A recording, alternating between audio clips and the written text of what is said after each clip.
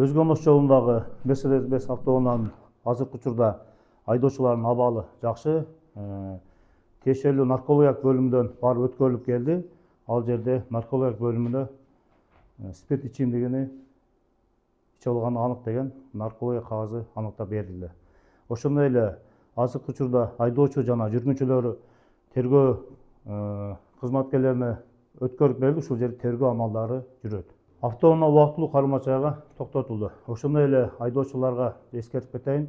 Урматтуу айдоочулар, эч качан жол кыймыл коопсуздугун камсыздоо бөлүмүнүн кызматкерлери тоскон учурда баш ийбей, токтобой кетип калууга болбойт. Себеби азыр ар 2-5 километр аралыкта стационарный пост бар. Ал постто сөзсүз түрдө силерди тосот. Ал эми аларга да баш ий берсеңер, ушундай